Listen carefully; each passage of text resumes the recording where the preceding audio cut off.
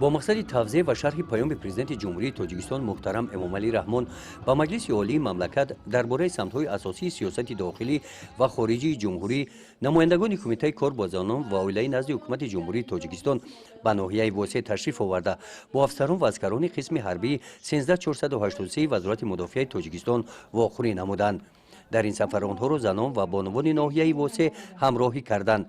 در ملاقات با سربازان، رئیس ناحیه واسع، نمایندگان کمیته کار با زنان و اویله، والدان سربازان و عسکران برآمد کردند.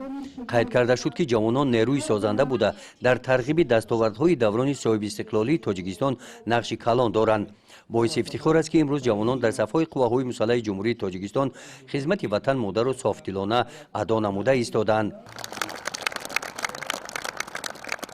در این سفر نمایندگان کمیته کار با زنان و اویله نزد حکومت جمهوری از شرایط خدمت سربازان، جای خواب و دیگر نقطه‌های فرهنگی و معیشی شناس شدند.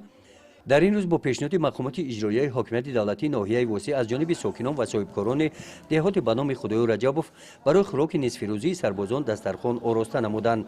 نمایندگان کمیته کار با زنان و اویله با رفت دسترخوان آرایی شناس گردیده از آن قناعتمند گردیدند. در قسمت فرهنگی چهارمین کارمندان بخش فرهنگ ناحیه برای سربازان برنامه رنگین کنسرتی را پیشنهاد گردانیدند. گزارش خواجه نظریف خدای نظر ظهروف از ناحیه واسع برای برنامه اطلاعاتی نوید